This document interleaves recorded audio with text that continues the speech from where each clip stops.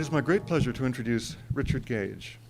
Richard Gage is a San Francisco Bay Area architect and a member of the American Institute of Architects. He has been an architect for more than 23 years and has worked on most types of building construction, including, this is important, numerous fireproofed, steel-framed buildings. Since founding Architects and Engineers for 9/11 Truth in 2006, Richard Gage has presented Blueprint for Truth all over the world, and he has made many television and radio appearances. Architects and Engineers for 9/11 Truth now includes more than 1,500 licensed and degreed architects and engineers, all of whom are calling for a new investigation into the events at the World Trade Center on September 11, 2001. Richard Gage will present to us the evidence for the demolition of the World Trade Center buildings, an overview. Richard.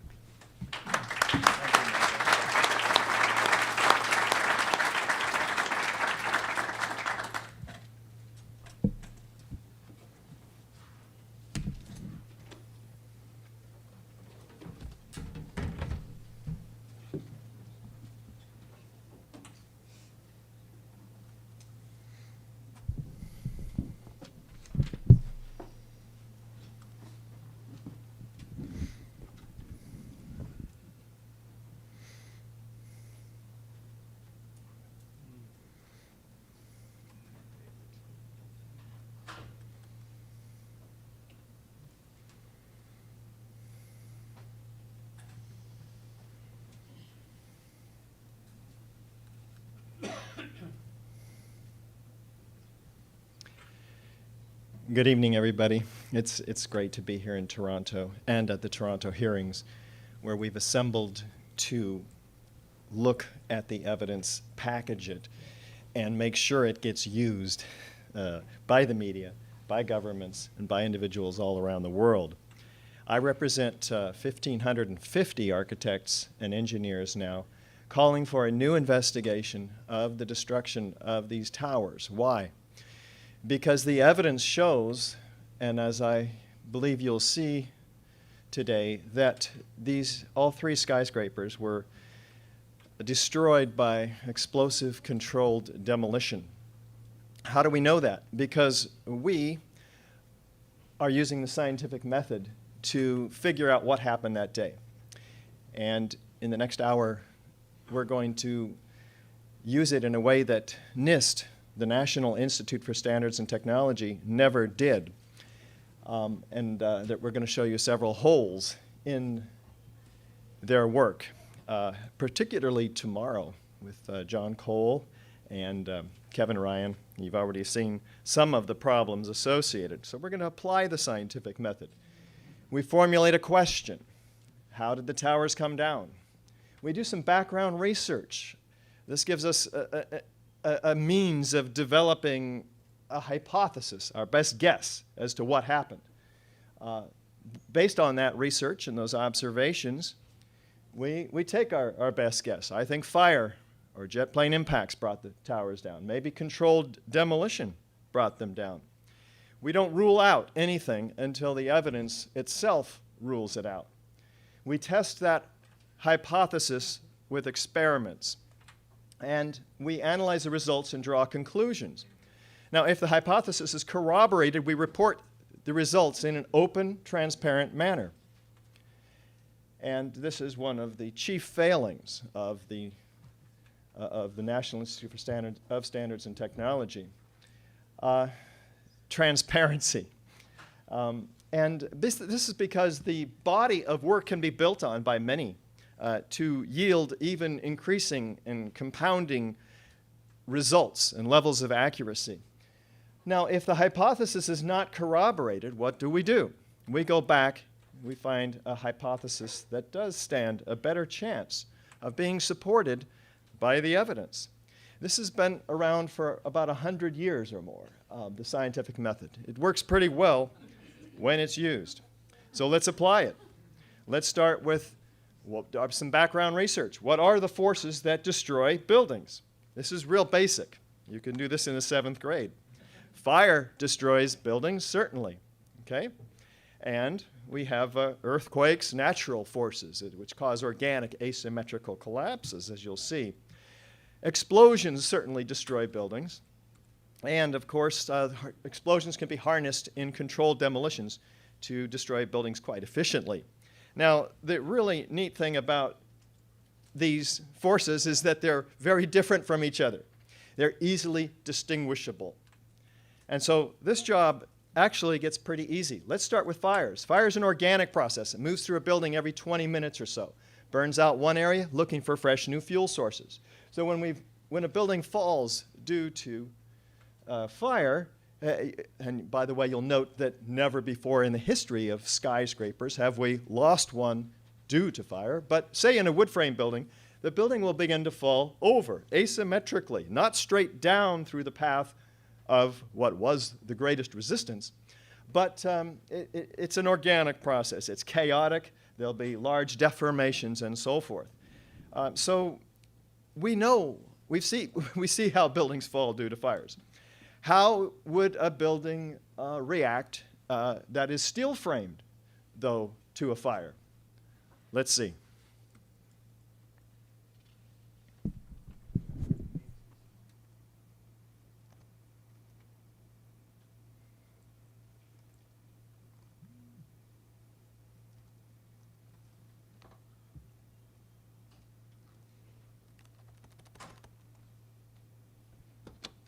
Supported the ceiling. When steel is bare, when it heats up,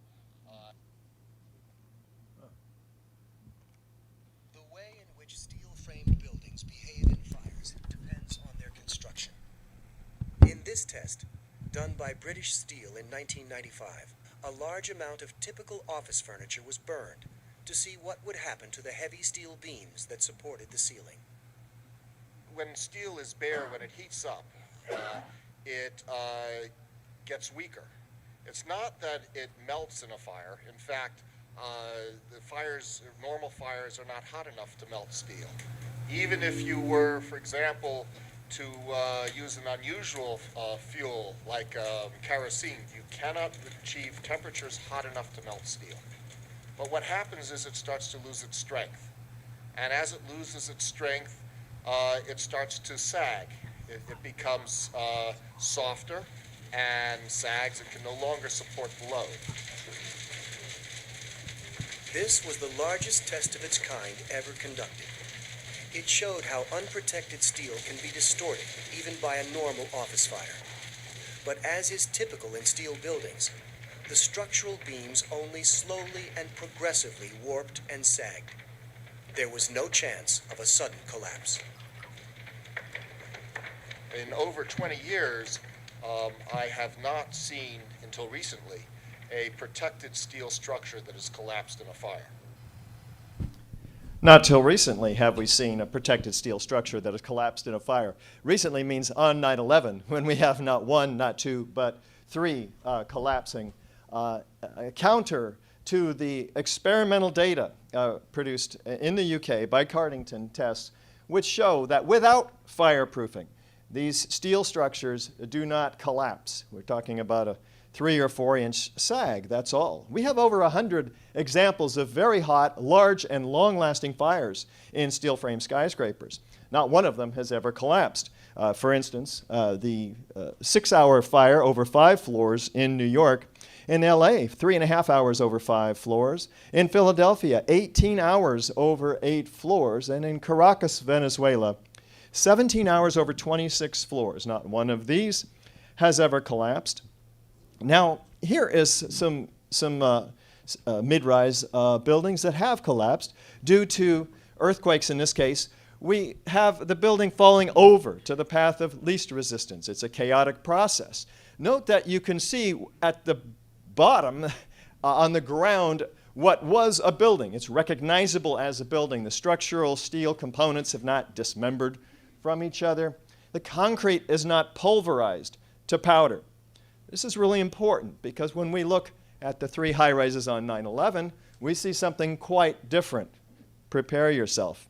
These buildings were blown up with explosions. There's thick, billowing, enormous clouds of pyroclastic-like smoke with suspended solids from the pulverized building materials and concrete.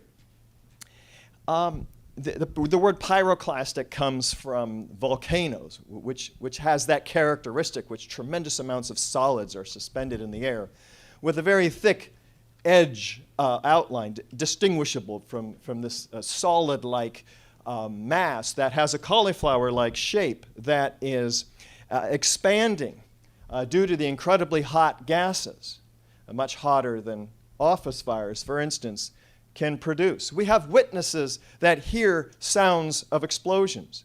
They see flashes of light. If you have these things, you know you have explosions. Note that explosions are not a part of the official story, except for the initial jet plane impacts, of course, in the Twin Towers, which happened an hour to an hour and a half before the collapse of these buildings. Let's take a look at controlled demolitions, where explosions can be harnessed quite efficiently. We have hundreds of examples from all across the country from which to make our comparison, because this is how we use explosives to demolish high-rises. So this is what a high-rise looks like while it's being demolished with explosives. Controlled demolitions can be engineered in many different ways.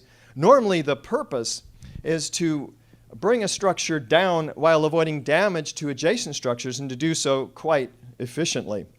Economically, too. Typically, a tall building like these are demolished by placing thousands of cutter charges throughout the columns and beams in the building and then detonating them in a very precise order, progressing outward and upward, synchronistically timed floor by floor.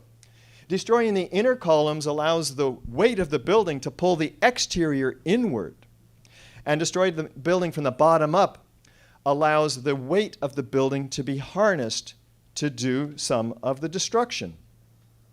So the result is an implosion, like you see here, producing a vertical, symmetrical collapse at nearly freefall acceleration into a consolidated rubble pile that's broken up and ready for loading and shipment. Now, this is a feat that only a handful of companies in the United States can accomplish. And fire, by the way, never has. So what are the typical features? We have a sudden onset of destruction, usually at the base of the building. We have a straight down symmetrical collapse, often into the building's own footprint, because demolition waves remove the column supports in a synchronicity. We have a free fall speed, sometimes, through the path of what was the greatest resistance, the thousands of tons of structural steel in the way. And we have a total dismemberment of the steel structure, broken up, ready for loading and shipment. There's minimal damage to adjacent structures, and there's sounds of explosions heard by witnesses. There's flashes of light seen by witnesses. Enormous clouds of pulverized concrete and pyroclastic smoke. Squibs sometimes, or isolated explosive ejections that are seen in various parts of the building that are obviously explosions. And of course, there's chemical evidence left behind in the residue of cutter charges. If you have these things, any of these features, you know you had an explosive demolition. If you had all of them, you are really, really, really sure. There's no question. This is direct evidence of explosive destruction, and guess what? Fire cannot create any one of them, let alone all 10 of them. Okay? If we're aided in addition to that with government support, they've documented it in various ways. I mean, after all, you have to apply for permits for an explosive demolition, and often there is helpful documentation. Experts agree. Those without an axe to grind or a behind to cover will agree. It's a controlled demolition. Foreknowledge. These are planned months in advance. It's a huge job. And millions of dollars companies make on each one of these. So we know in advance. If you have foreknowledge, you're pretty sure it was a controlled demolition. Video documentation helps too. This is proof of a controlled demolition.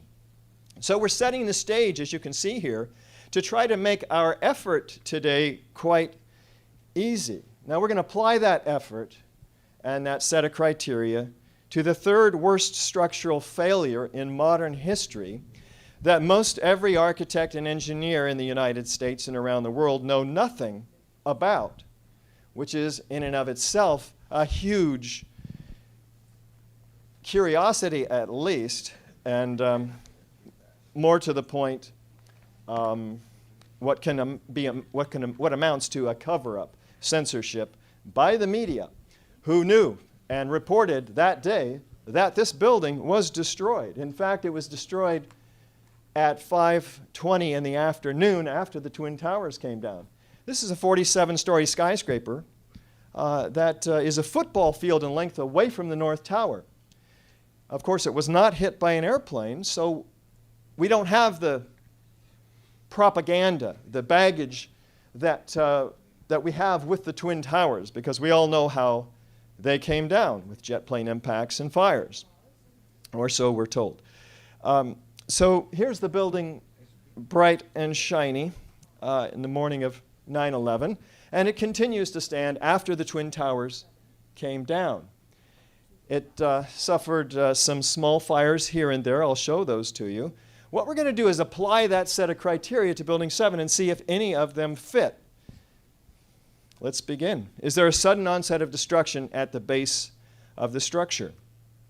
Let's listen to Dan Rather narrate this as we take what may be our first look at World Trade Center 7's collapse. High shots. Now, here we're going to show you a videotape of the collapse itself. Describe that. Now we go to videotape the collapse of this building.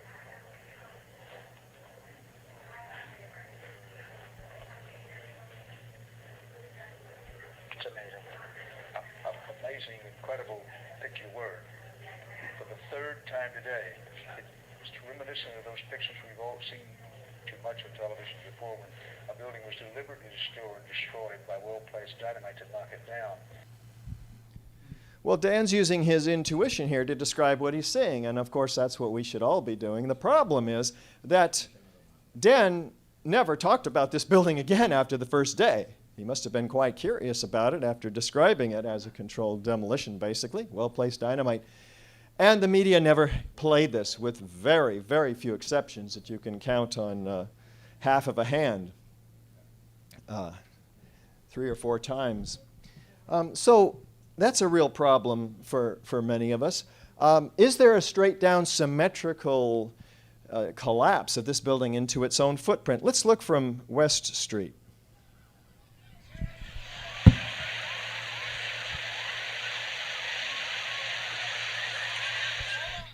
Pretty straight down, pretty symmetrical. Watch the penthouse this time. It collapses about a half a second early. Let's bring it back up.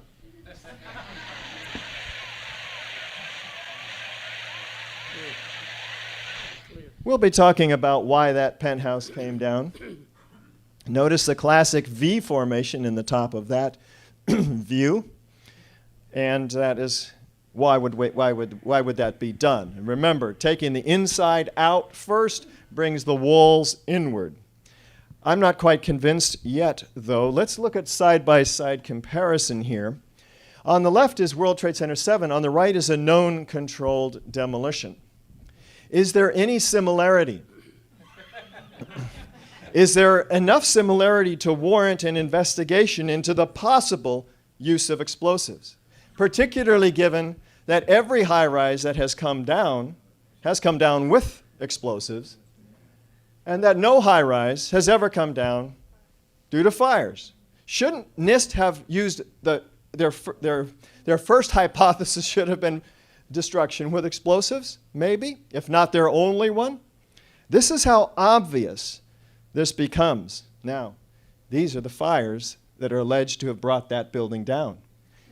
There's a couple on this side, there's a couple on the other. NIST claims there was 8 to 10 of them in various floors. None of them were larger than what you see here. And those fires are said to have caused the beginning of this building on the 12th, the beginning of the destruction of this building on the 12th floor. And yet those fires were out an hour before this building came down. So the thermal expansion theory, this new phenomenon NIST came up with to try to explain this to the American people with their fancy computer models that you've heard about and you'll be hearing more of, starting with column 79 because it's under the east penthouse, which falls 6 seconds prior to the overall collapse of this building. So you might have heard already that there was some damage from the North Tower. Presumably that's the debris from the North Tower. Presumably that's how the fires had started, although the worst fires were all the way on the back side of the 12th floor, which interestingly enough was occupied by the Securities and Exchange Commission, which lost thousands of files related to hundreds of cases it was actively pursuing against Wall Street companies like Enron and WorldCom. But I didn't say that. Let's take a look at something more interesting, in fact, than that even. This is NIST's computer model. Compare it to reality. What do you see? I'll point out about 6 things that I see. First of all, it stops 2 seconds into the overall collapse. Why? Well, as you can see, it begins to tip over. Had they gone, they can't even get their own computer models to reflect the straight down symmetrical collapse of an engineered patterned set of explosives. And you can see massive bulging and indentation at the bottom, which is not reflected at all in the perimeter steel frame skeleton of the building. What else do you see? We have a massive set of failures of connections of structural steel framing that amounts to a rate of about 400 per second failing beginning here, and look, almost instantly all the way up the building. Structural engineers will tell you that an isolated failure in a structural steel system cannot cause an instantaneous set of failures vertically throughout the building. And then NIST claims, well, then that travels laterally. But they don't even show us that. But forget that. Just the fact that we have massive failures in the structural system throughout the height of this building in the first few seconds before the overall collapse, wouldn't you expect to be seeing that reflected all the way up to the top and breaking massive numbers of windows on the side? How many windows do you see breaking here? A couple. They should all be tearing apart, massively warping. This is a real problem for NIST. I don't know why they couldn't have done better in terms of reflecting what actually happened after they've manipulated it 6 ways from Sunday from the beginning anyway. Why not go all the way? The building failure looks nothing like their model, and it falls nearly into its own footprint. The center of the pile is in the center of the building, indicating symmetrical damage. How does that happen? How do you get that level of symmetry in the destruction of this building? Let's take a look at the floor plan. Maybe we can get some clues.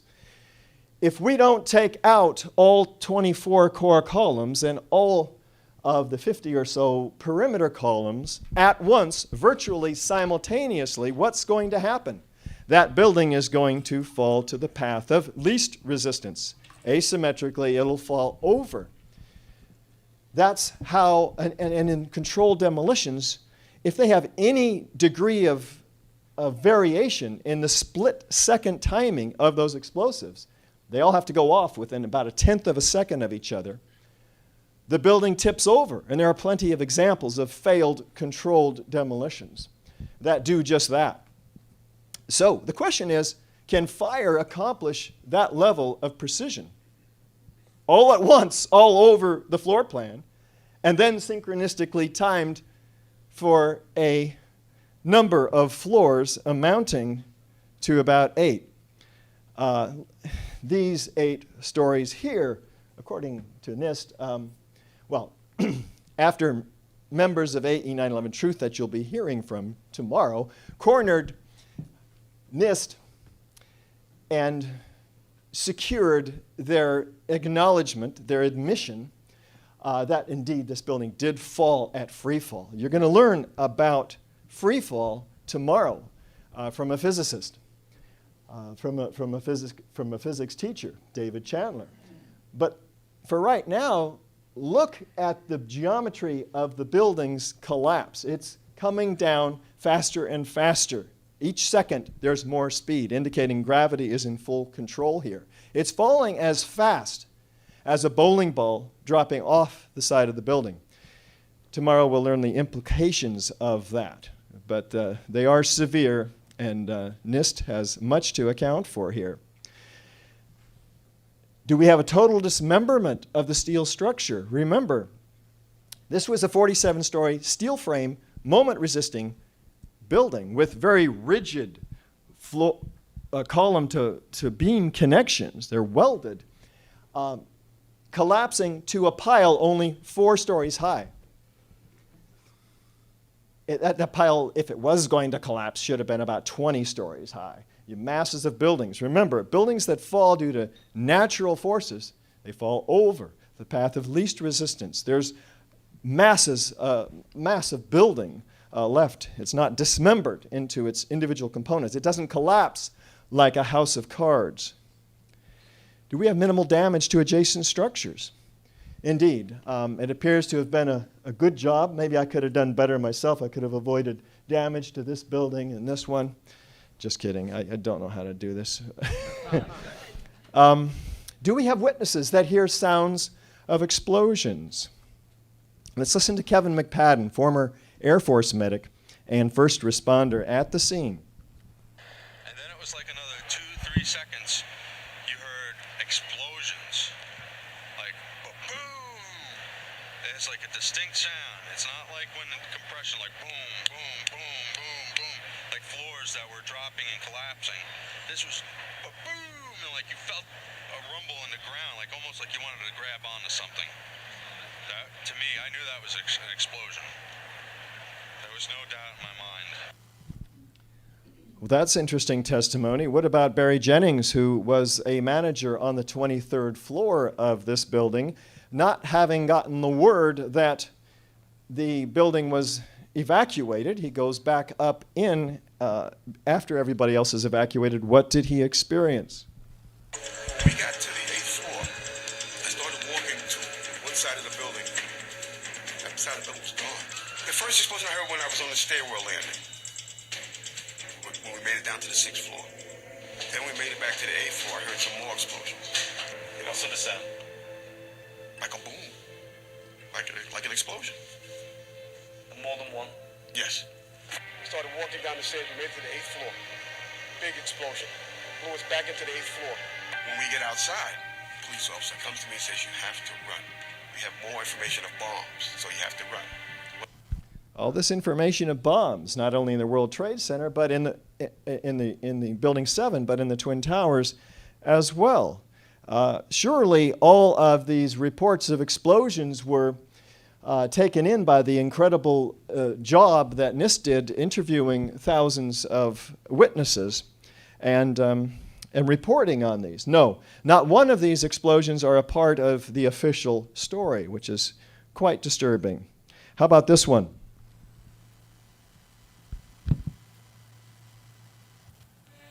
Yeah, here's one of the guys. He can tell you I'm okay, all right? Here, hold on. You want to call your mother or something? The afternoon of 9/11. Not a part of the official story. Wouldn't we be curious about that? Do we have enormous clouds of pyroclastic-like smoke and dust? Look at this incredible level of expanding gaseous clouds racing 35 miles an hour in every direction away from the destruction of Building 7. And with a thick edge and complete set of pulverized solids filling this cloud of smoke. Much hotter than a few small office fires that you saw fueling that cauliflower-like expansion of that cloud. Do we have enormous... Oh, this is all direct evidence of explosive destruction. And I'm going to leave for you the evidence of cutter charges for tomorrow. There's lots to share there. But for right now, that's a lot of direct evidence. And guess what? None of those can be created by fire, let alone all 8 of them. In fact, if one of the World Trade Center buildings was to fall due to fire, we would expect it to be World Trade Center 5, which was completely engulfed. And did it collapse? No. Mid-rise, high-rise office buildings do not collapse due to fire. There's 40,000 tons of steel in World Trade Center Building 7. That steel, fireproofed or not, will draw that heat away from its source and distribute it out through that incredible heat sink. Let's take a look in Beijing, where we had a massive fire fully engulfing a 44-story skyscraper. And surely this one is going to collapse. Did it? No. Before, on the left, after, on the right, the building is still standing. And yet, these small office fires brought this building down after burning about 4 hours, and a lot of smoke, which is curious enough on its own, down to the ground in about 7 seconds, the total collapse. Makes no sense. But let's take a look at the FEMA report. FEMA came out in 2002 with their report, assisted by the American Society of Civil Engineers. Before the NIST report came out, what did they say? The specifics of the fires in World Trade Center 7 and how they caused the building to collapse remain unknown at this time. Wait, you spent $600,000 on this report and you don't know how the building came down? Our best hypothesis, fire plus random damage, has only a low probability of occurrence. Wait a minute. What do you do when your best hypothesis has a low probability of occurrence? Maybe we should come up with a new hypothesis that has a higher probability of occurrence. No. They say further research, investigation, and analysis are needed to resolve this issue. Unfortunately, though, for those hoping to resolve the issue, all of the steel, except for 2 pieces, which you're going to hear about tomorrow, was sent to China for recycling. Before the report came out saying, hey, we don't know how the building came out. Maybe we should look at the steel. Fascinating. Who sent the steel to China? FEMA was involved. The mayor's office was involved. Prompting Bill Manning, editor-in-chief of Fire Engineering magazine, to cite crucial evidence that could answer many questions is on the slow boat to China, showing an astounding ignorance of government officials to the value of a thorough scientific investigation. The destruction and removal of evidence must stop immediately.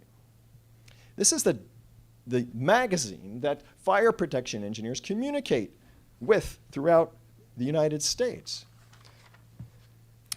And what does Jonathan Barnett, who did join the FEMA team, say about a typical investigation? When you have a structural failure, you carefully go through the debris field, looking at each item, photographing every beam as it collapsed and every column where it is in the ground, and you pick them up very carefully and you look at each element. We were unable to do that in the case of Tower 7. Oh, that's a shame. Why was that? Because you shipped all the steel away. What's the kind of scientific method that FEMA is using here? If the evidence contradicts the fire hypothesis, destroy it. This is not science. What do the experts say? Here's an expert without an axe to grind. He's in Europe. In fact, the top European controlled demolition expert, Danny Jawenko, he said that it starts from below. They've simply blown away the columns. Now, he said this before the person who was showing him on the laptop told him that this happened on 9/11. He's looking at it blindly. So what is this? It's a controlled demolition, he says. A team of experts did this professional work without a doubt. Then they say, well, hey, this happened on 9/11. What? Shekeveda? He says. Did I say that right, Niels? And he says, well, they must have worked very fast then, you know. He's still, until his untimely death recently in a car accident, he maintained that, yeah, it's a controlled demolition. As do over 60 structural engineers signed on to Architects and Engineers for 9/11 Truth, including Kamal Obeid, who says, a localized failure in a steel frame building like World Trade Center 7 cannot cause a catastrophic collapse like a house of cards without a simultaneous and patterned loss of several columns at key locations within the building. Is that something fire can accomplish? Let's take a look and see if anybody knew about this building's collapse before it happened. Like, for instance, these mysterious construction workers walking away from Building 7, caught on CNN camera, hearing an explosion behind them, looking back over their shoulder, and saying this into the camera. Keep your eye on that building as they're coming down. Building is about to blow up. Moving back. Back here. All right, guys. Sorry. We are looking back. It's a building about to blow up. Old flame, debris coming down. Did they have foreknowledge, or do they just assume that the fires in that building are about to blow up the building? And what about Kevin McPadden, who, before he talked about those explosions, he's talking about what he heard on a radio held by a Red Cross worker at about several blocks away, where they moved everybody back because they were concerned about this building because they said it had some structural issues, and that's why they weren't fighting the fire according to the word there. But here's what he hears, Kevin McPadden hears. At the last few seconds, he took his hand off, and you heard 3, 2, 1. Do fires bring buildings down to countdowns? These things need to be researched, examined under oath, and people need to be brought into a real investigation. Like Jane Stanley, for instance, of the BBC, who announced the collapse of this building 20 minutes before it happened. They apologize for this grievous error, and they cite the confusing issues, the events of the day. Does this make them psychic? What is going on here? Is there some sort of script that's being read? These are questions that have to be answered. But CNN did much better. They announced it early in the morning. Let's listen. In New York, Alan Dodd-Frank joins us on the phone in Lower Manhattan. Alan? Aaron, just 2 or 3 minutes ago, there was yet another collapse or explosion. I'm now out of sight. A Good Samaritan has taken me in on Duane Street.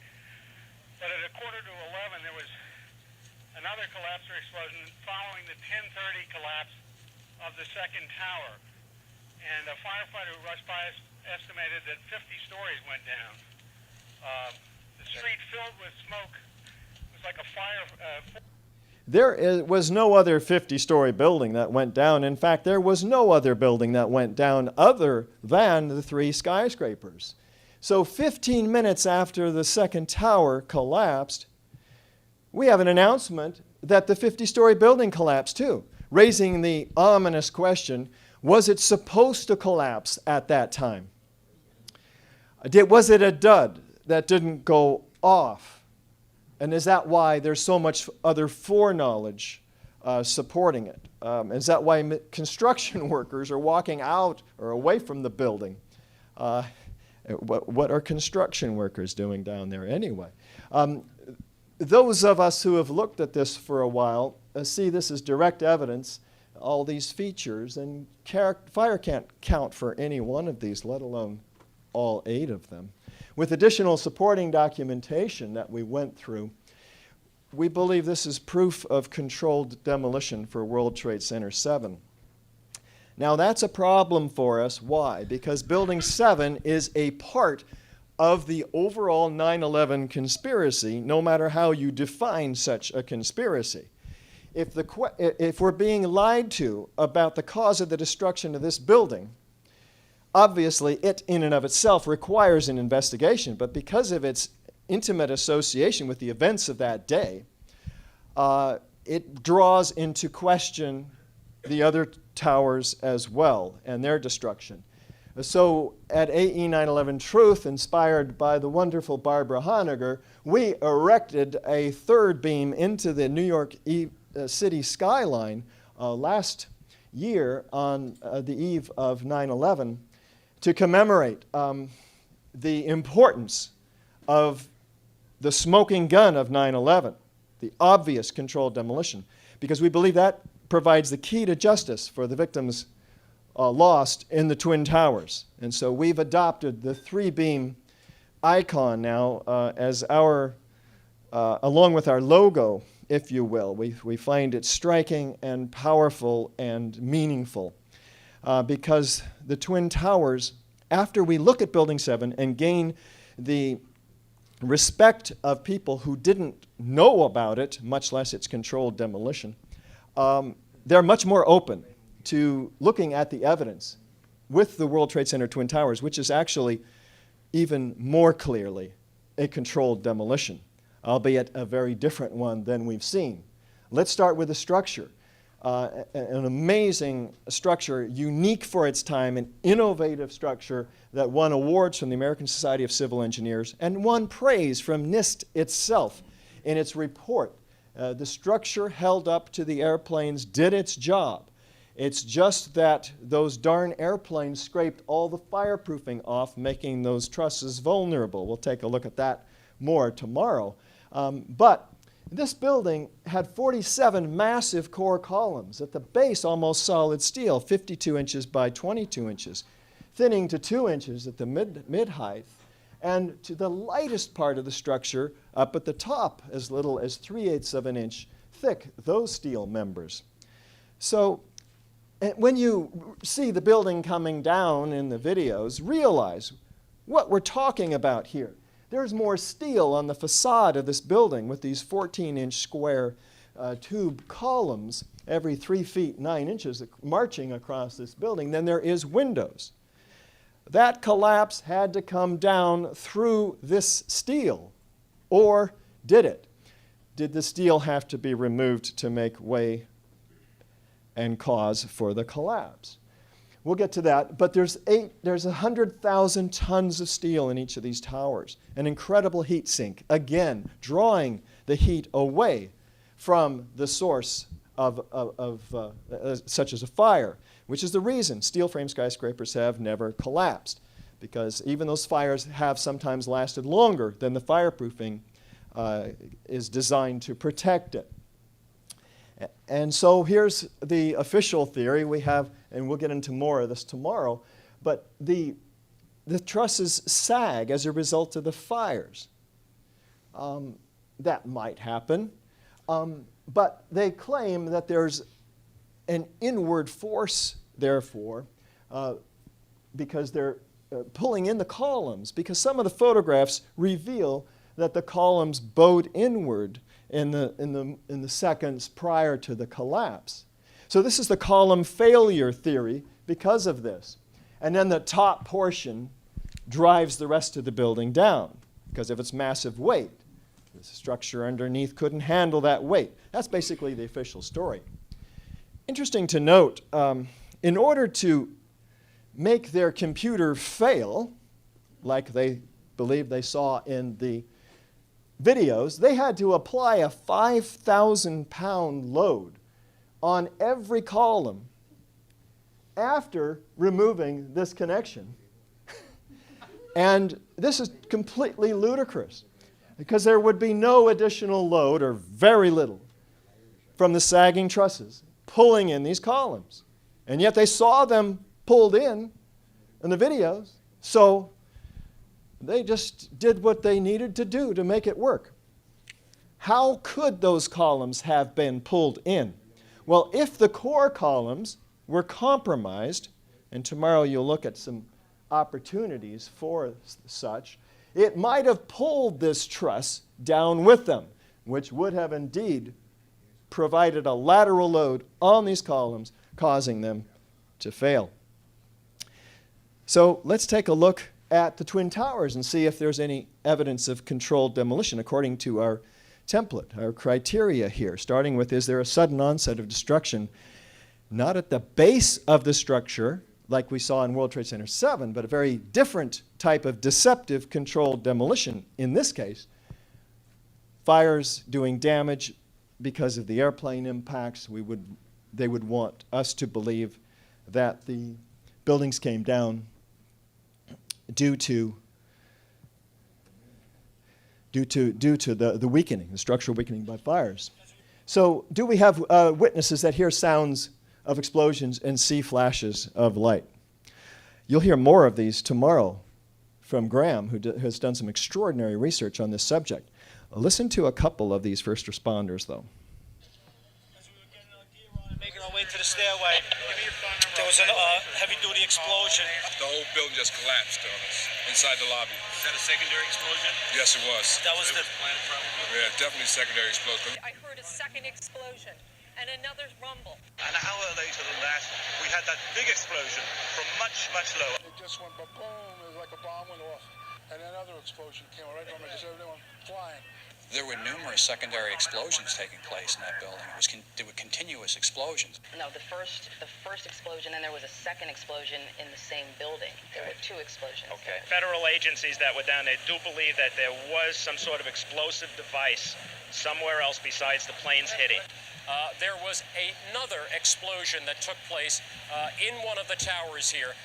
So obviously, according to his theory, he thinks that there were actually devices that were planted in the building.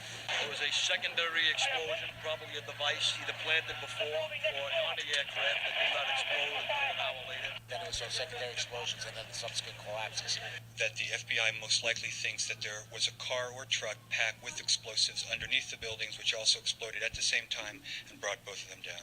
Now, that's the first time we're hearing that. So 2 planes and explosives that were in the building. Is that correct? That is the working theory at this point. That is A huge explosion now, raining debris on all of us. It sounded like gunfire. You know, bang, bang, bang, bang, bang. And then all of a sudden, 3 big explosions. About 50 consecutive bangs, and it fell down like a waterfall. And we heard the noise associated with an implosion. We heard a very loud blast, an explosion. We looked up, and the building literally began to collapse before us.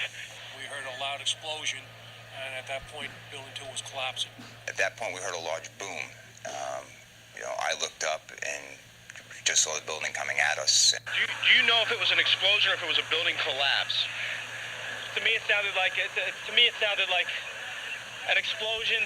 There was another major explosion. The building itself, literally the top of it came down. All of a sudden you hear explosion, and you can see the building starting to collapse.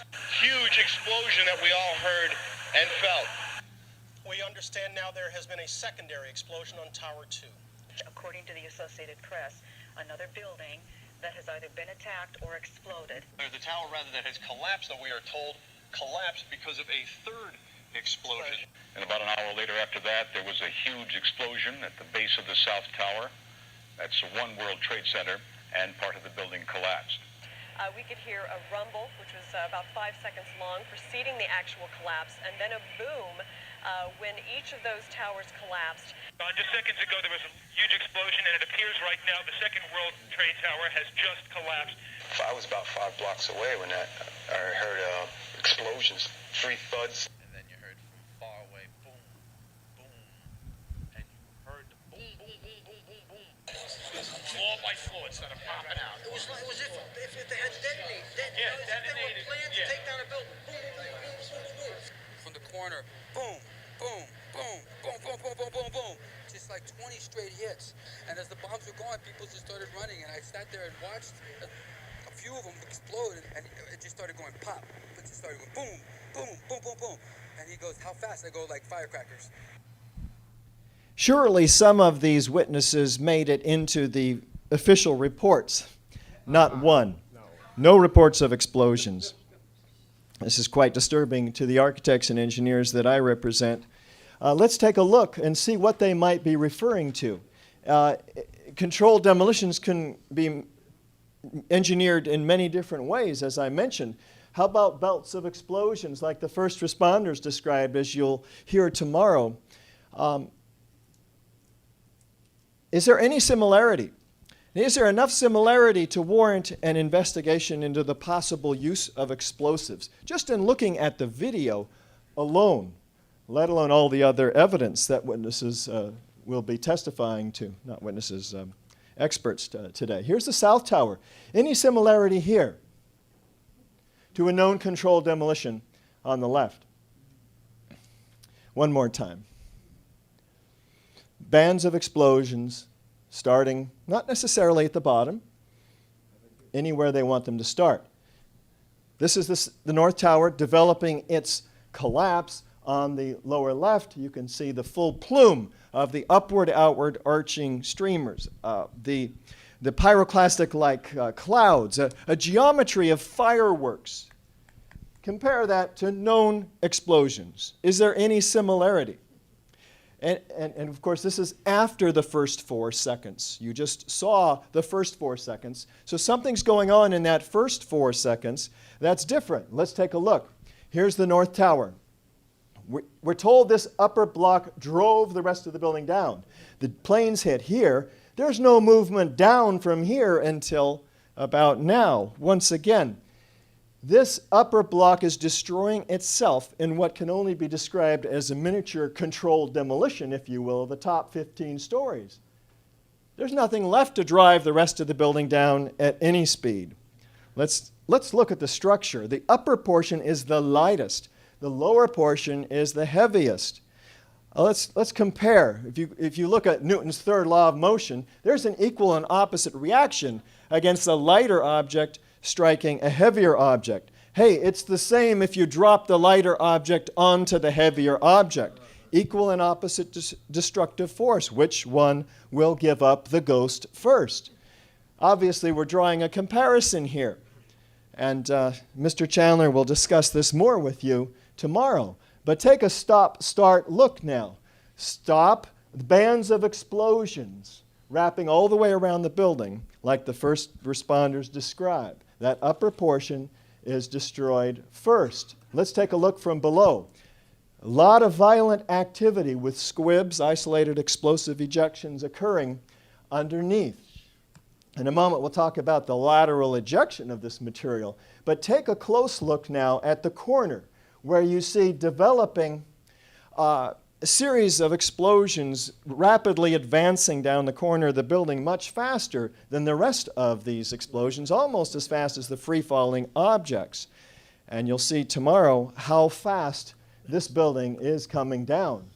How could somebody get into this building, or some group of people? Well, if one had access to the core, to the elevator shafts in the building, they would have access to the core columns and beams that occur in the building, and it would be relatively discreet. But if you had an elevator modernization going on, which we did the 9 months prior to 9/11, the largest one in the world, in fact, that might give some sort of undercover operation. So this is a source of investigation. Ace Elevator had this contract. They had 85 employees in the building at the time of the first plane impact, and they fled. These are experts that usually help the first responders rescue the victims. It was quite a scandal, actually, documented in USA Today. So wireless detonation is common in the last decade or two. There's no need to run miles of wire and so forth. We have a complete geometry of symmetry here, equally distributed debris. In fact, up to 1,400 foot diameter, landing up to 600 feet away. This is the nice, neat pile of a classic implosion, World Trade Center 7, versus the extremely explosive event known as the Twin Towers. Do we have isolated ejections occurring in the building? Well, how about here? here, here. What are these? NIST tells us that these are puffs of air being produced by that giant piston. Well, we already saw that giant piston was destroyed. Any air pressure would be released upward, most likely. Also, these are occurring up to 60 stories down below this destruction. And we would expect in 60 feet of open office planning, say the elevator shaft is down at the other end, that air is going to be pushed by this non-existent piston into this room. It'll equalize that pressure fairly uniformly before it exits. And if it does, it'll blow out all the windows, or none of them, or most of them, but not these highly focalized, pinpoint accurate, geometrically precise, violent ejections of pulverized building materials, not air. Do we have a near freefall pace through the path of greatest resistance? Stay tuned to tomorrow. And do we have a total dismemberment of the steel structure? Sure looks like it, almost all the way down to the ground. Individual elements completely destroyed. Let's look at the South Tower. It's hit 30 stories down. It does begin to tip over a little bit, but then it's completely destroyed, almost disintegrated in this cloud. It doesn't end up in some mass on the ground below. So we have asymmetrical damage from the airplanes and the fires, and asymmetrical loading from this portion of the building, which is continuing its angular momentum, theoretically, falling 22 degrees off the building. And yet, watch what happens below. Complete symmetrical destruction all the way down to the ground, just like the first responders described. Pop, pop, pop, bands of explosions. And this guy turned and ran, or we might have seen it come all the way. He should have stayed there. Complete, total destruction, save these shards of perimeter wall units. Ejecting lateral steel pieces, heavy structural steel pieces, free flying through the air. Not banana peeling like some suggest off of the building. No, they're achieving those lateral distances due to their initial velocity out of the side of the building, which you'll discover in tomorrow's presentation by Mr. Chandler, how enormous that force must have been, traveling up to instant acceleration with speeds 55 miles an hour or more. And we have floors that we're looking for. Now, this is a pancake and collapse. We see pancakes at the bottom. We have 110 floors in each of these skyscrapers. They're all an acre in size. We're looking for 110 floors stacked up in some mess at the bottom. How many do we see? 50? 20? 10? We don't see one. We see a two-story pile of perimeter columns and core columns. Where are the floors? Where's the concrete? I mean, we're talking 90,000 tons of concrete that's missing at the base of that building. Here it is, small particles, 100 microns in size, like talcum powder, this concrete was. And tomorrow, you're going to find out what was in that concrete dust besides concrete and gypsum that should not have been there. But this dust is composed of up to 30% concrete. It's rather extraordinary. 110-story office buildings. You don't find a desk. You don't find a chair. You don't find a telephone, a computer. The biggest piece of a telephone I found was half of the keypad, and it was about this big. Whoops, the building collapsed to dust, he says. You have two. And you see, and there's no concrete. There's very little concrete. All you see is aluminum and steel. What happened to the concrete? The concrete was pulverized. And I was down here Tuesday, and it was like you were on a foreign planet. All of lower Manhattan, not just this site, from river to river, there was dust, powder, 2-3 inches thick. The concrete was just pulverized.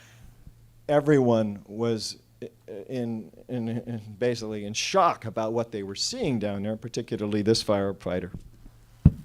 What I expected to see was nothing like what I actually did see. I did time of my arrival at the site. There wasn't much that you could say, you could describe. Everything was dust and metal. There was no typewriters, there was no chairs, there was no nothing. Well, there were 10,000 file cabinets or so, steel file cabinets in this building, but this is the only one that they could find. Where do you think 10,000 steel file cabinets went? I found steel filings in the dust samples that came up to the magnet in the samples that were given to me by Jeanette McKinley, who lived across the street from the South Tower and collected this dust. You could pick this file cabinet up in your pinky. How did it survive? Oh, it was in the basement. Interesting. Why do we have 700 bone fragments the size of a grain of rice found on top of that skyscraper? Can that be explained by a gravitational-induced pancaking collapse where we would expect bodies to be trapped between floors, not pulverized to this incredible degree? The plane that hit the South Tower came over the Deutsche Bank building where the bone fragments are found and sent its ejections out the other side. So they're not from the people in the airplane. Is that me? That's terrible. Turn off your cell phones, please. And, we believe this is evidence, direct evidence of explosive destruction. We'll get to number 9 and 10 again tomorrow with Kevin Ryan's and John Cole's testimony. Fire can't account for any one of these, let alone all 10 of them. With additional corroborating evidence that we've seen, we believe this is proof of controlled demolition. The truth about 9/11 appears to be much darker than we have possibly imagined. We've seen that explosives were used to destroy these 3 skyscrapers. And of course, it takes months of advanced planning and engineering to place such explosives. Who had the means, the opportunity, the motive to engage in this crime? Who benefited? These are the classic questions that crime investigators and journalists should be asking, but are not, and thus the purpose of the Toronto hearings this week. Who had access to these highly secure buildings? Who had access to these extremely sophisticated explosives that you're going to learn about tomorrow from Dr. Niels Harrit? The architects and engineers for 9/11 Truth don't speculate about these issues. We don't have conspiracy theories. In fact, the laws of physics are incapable of caring about conspiracy theories. The evidence we've seen tonight is just a small fraction of the vast body of information that the 9/11 Truth Movement has put together for you. The questions raised are numerous and ominous that have yet to be answered. It's the hope of the 1,500 architects and engineers that I represent that these hearings prove quite successful toward getting all of us a new investigation. Thank you so very much.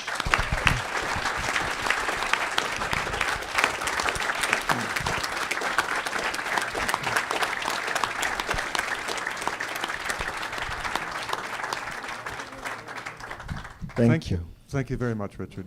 We will now move on to questions from our panel. Yes, Professor Johnson. Thank you, Mr. Gage. Remarkable presentation and very persuasive. The modeling that NIST did on the World Trade Center 7 building, those models have not been released as I understand it. Is there any possible way that we can obtain those models and test them? They should be in the public domain because we need to learn about how high-rise steel buildings come down with fire. Indeed. No, they won't be released into the public domain because it might jeopardize public safety if they were. That is the reason that given to us from NIST that they will not release them. And of course, there are other reasons that must be in effect for their non-release. But we continue to try there are several in this room who have indeed written FOIA requests, Freedom of Information Act requests, and have been denied for this information. There is no explicable reason for the denial of this information. And the reason we don't have the structural drawings either of either of these three skyscrapers, and those are being held also from the public for no reason that is justifiable. Professor Lee and then Professor Jenkins. Also, thank you for an excellent presentation. And I have a couple of quick technical questions, and then perhaps in round two I can come back to something deeper. Is there any significance to the very different look of the controlled demolition of the Towers 1 and 2 and Tower 7? Towers 1 and 2 had these gigantic pyroclastic clouds, and Tower 7 was more classically in the textbook because it just went down without enormous lateral movement. Yes, well, we have visual evidence that there's extreme explosive forces at play in the Twin Towers, hurling without regard to public safety or the care of the surrounding buildings, many of which were quite destroyed. And the question is, why did they do it that way?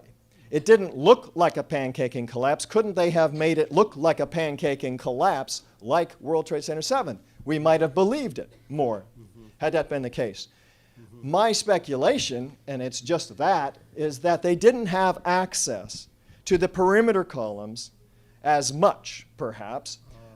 So they had to have enough explosive force to take out not only the core columns, but the floors and everything else in the building. And by default, that pressure sent these free-flying objects in such speed and distance. This is a great question to ask Mr. Chandler tomorrow, of course. Okay. Another quick one, and this may also be raised tomorrow as well.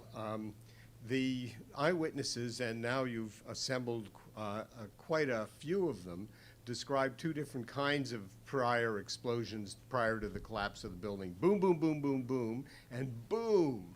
And so from what you have been learning about the way these demolitions operate, what would be the explanation for the two different kinds of explosions? If that is, an interesting question. Yeah, I want to make sure I understand it before I open my mouth again, too. The different types of explosions in World Trade Center 7 versus the Twin Towers. Let's go back to 7. Normally, the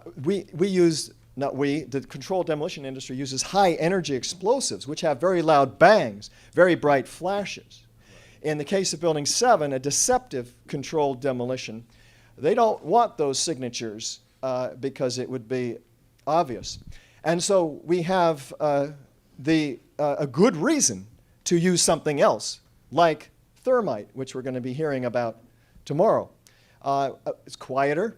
It's actually more effective in recently patented cutter charges in the last dozen years or so. Does that help, or did I get off on the wrong track? I'm sort of following up a line of inquiry that may or may not lead to anything, so let's just leave it at that. Okay. Sorry if I missed it. Professor Jenkins. Thank you. I've been trying to get some sense of the magnitude of the effort the job required to set these buildings up for this kind of controlled demolition. And one aspect of that that's relevant here is the question of whether to get the kind of collapse which we saw, would you have to have charges on the perimeter columns in the towers? To get a symmetrical collapse with very few remains of the perimeter columns, would it be necessary to cut many of those columns as well? I believe so, The question is, did they have access? Is there evidence of that? I think you'll find tomorrow that Mr. Chandler has documented evidence of that. But maybe also it would be enough to have that explosive force from the inside, the core column area, if that explosive force was enough to push out and break the bolts that connected those individually welded subunits of perimeter columns together, 3 columns and 3 spandrel panels.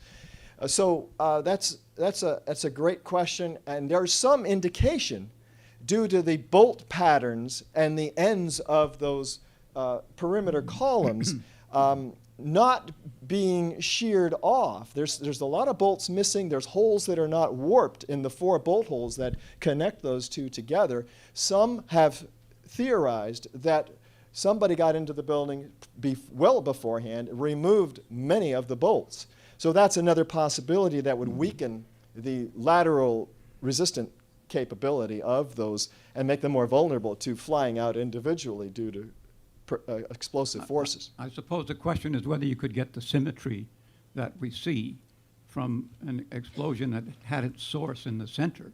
Yeah. It would have to cut the perimeter rather simultaneously and evenly in order to get that. Ideally, and you know what, that's possible that might have even happened. I don't see enough localized explosives in each of the perimeter columns, 3 feet 9 inches on center. What I'm seeing is more of a general explosive. Now you'll see hopefully tomorrow some of these very isolated explosives on the corner columns that Mr. Chandler will hopefully enlighten us with. But as far as the individual columns, I don't see them being cut. Maybe I'm not seeing it. Oh, and you see, down at the ground, these columns are laying everywhere, these perimeter wall units. We don't see evidence of those perimeter wall units being cut, not much evidence. We see that lots of the ends of them individually, and they're fairly clean with 4 bolt holes in them. So that also leads me to believe that they didn't systematically cut the perimeter columns. I have one more question. It's one you may not want to entertain. You have argued that the very clear evidence of demolition of World Trade 7 has strong implications about how the towers came down. And I agree with that in general, but there is a puzzling point here. The overall global motivation, we are told, for this bringing these towers down is to enhance a Pearl Harbor effect. I don't see how the destruction of World Trade 7 could be encompassed with that global motivation. Now, that doesn't mean, of course, that the same terrorists couldn't have more than one motivation. But nevertheless, I think it is clear, I think other people would agree, the towers have already come down. There has been a horrific loss of life. What is added to the Pearl Harbor effect by bringing down Building 7? In fact, if you were trying to get a Pearl Harbor effect enhancement from 7, you would publicize it. But in fact, it hasn't been publicized, as you pointed out repeatedly. If anything, the information about Building 7 has been suppressed. Yeah. So I'm left with a puzzle about the motivation for the destruction of Building 7, and the fact that I cannot see it being continuous with the motivation for the destruction of the towers leads me to think that there's something here that might suggest different actors involved in the 2 kinds of destruction. Interesting speculation. I really appreciate that. What is evident is that they didn't want us to know about it. It appears that it was supposed to go down under the cover of the massive dust cloud created and smoke cloud created by the Twin Towers destruction 15 minutes earlier that morning. And since it didn't go down at that time, they had a huge problem on their hands. That's my speculation. And they solved that problem by sending those workers in there, fixing the problem with the dud, and moving everybody back and telling everybody there was structural damage when in fact there's no indication of much structural damage, particularly from the debris. And so I think they did the best they could with a very nasty situation and just kept the media out of it altogether as best they could. There were certainly economic imperatives from the owner of the building. Larry Silverstein purchased in a 99-year lease the entire complex, having already owned Building 7. So it's very possible that he wanted a complete site to rebuild from. That's just speculation, though. Could I just have one final, very quick question? If I could remember what it was going to be. Is it very clear to you that you would have had to have extensive foreknowledge, extensive in time, in order to set up Building 7 for demolition? It could not have been done on 9/11. This is correct. It would take months and dozens of operatives. Thank you. Judge Imposimato and then Professor Lee again. Yes, thank you. Thank you, Mr. Gage. Without explosion, do you think that the Twin Towers buildings would have collapsed the same? The first dome, the same? If there were no explosions, would the jet plane impacts and fires have created a collapse that might have looked like what we believe is an explosive demolition, a unique one? And the second... Wait, could I answer that one first? Because I'm rapidly aging as well. So, as well as our previous speaker acknowledged is what I mean, not you.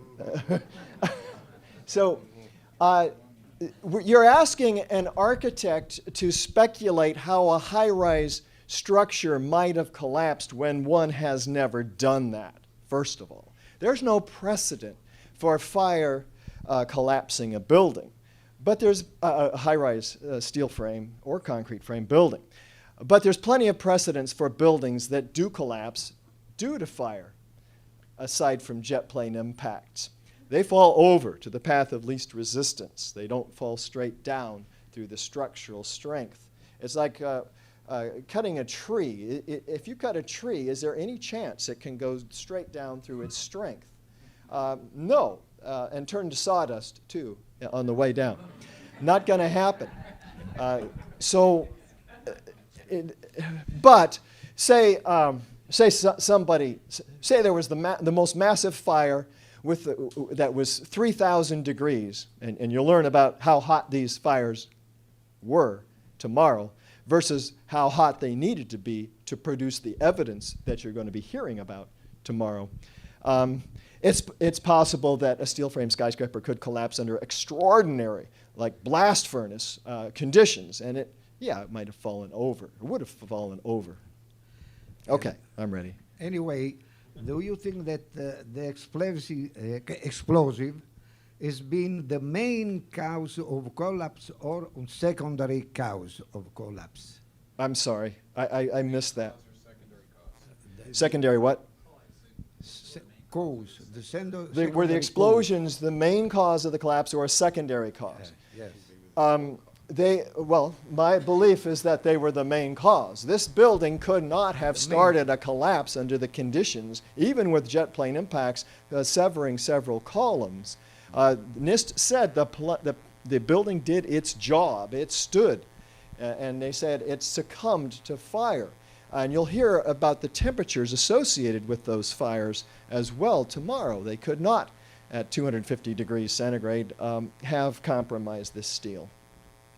Okay. The third question is, your scientific expertise has been confirmed by many witnesses. It is possible to get the witnesses transcript entirely, the transcription of the witness that you have show the house. You would like to see the transcripts yes. of this, Should be of the important. video clips that I played you. That- Yes, we can get those for you. The original transcripts, I don't even know where those are. That would be a great question for Graham McQueen, who will be speaking about 150 witnesses of explosions who are very well documented tomorrow. Thank you Yeah. very much. You're welcome. Professor Lee. Yes, I'd like to follow up on Herb Jenkins' interesting, provocative question about Building 7 and what purpose was served. Was the Pearl Harbor agenda furthered by the destruction? And I had formed the following thought, which I'll throw out to you now and to the steering committee in general.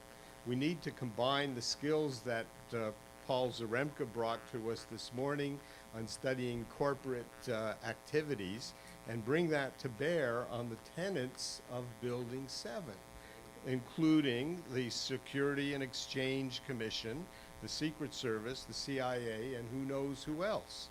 So, and of course, the excellent skill set that Richard Gage and his colleagues brings to this work is not the skill set that we need to sort of dig into how many cases that were about to be prosecuted were abandoned because the Building 7 was destroyed. So I'd just like to throw that out if you or anyone else wants to comment on it. I have no comment on that. Does anyone else? Over 1,000 cases were destroyed. So that seems to me one thing we can think about is a task force that starts on that line of inquiry. Thank you, Professor Lee. Yes, Professor Johnson. I'd like to go back to the topic of explosions. Clearly, the top of the building was demolished, the buildings were demolished, the Twin Towers, by massive explosions. Have there been any attempts to calculate the quantity of explosives, perhaps in tons of TNT, the equivalent, to make those buildings, the tops of those buildings, disintegrate the way they did? And have we had any independent reviews by explosive experts of affirming that these explosives are available generally, or from what source they might have come? This is a very unusual event, and these explosions are very massive. Yes, the second question I'd like to leave for our expert testimony tomorrow, people who have a lot more insight into these matters, Kevin Ryan particularly, and Niels Harrit, and John Cole, and David Chandler. The first question already went through, so could you send it again? I told you, I warned you, and I proved to you that I'm aging. Have there been any estimates of the quantity or the size, the mass Oh, yes. of these explosions? Yes. Well, what you're going to learn tomorrow is that there is actual physical residues of the explosives and or incendiaries, as we'll learn about them tomorrow. There's a quantity that can be established based on the sampling that was found. And we'll learn about that tomorrow from Professor Harrit. As far as explosives experts that would say how many tons of TNT equivalent it would take, I think Professor Harrit might be able to answer that one. I'm setting him up already. I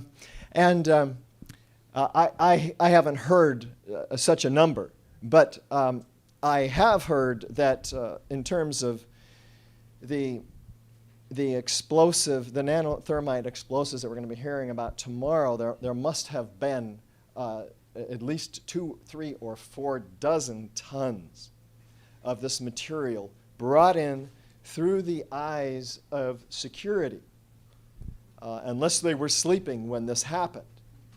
And so we certainly want an investigation of the security company, who was that, Stratosec Securicom, who had the contract for the security in the whole complex until 9/11, until that date. That was the date that ended in their contract, or the day before.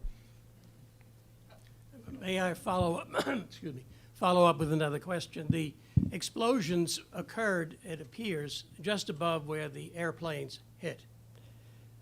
Is there any possibility that the explosives were brought in by the airplanes? Sure, there's a possibility.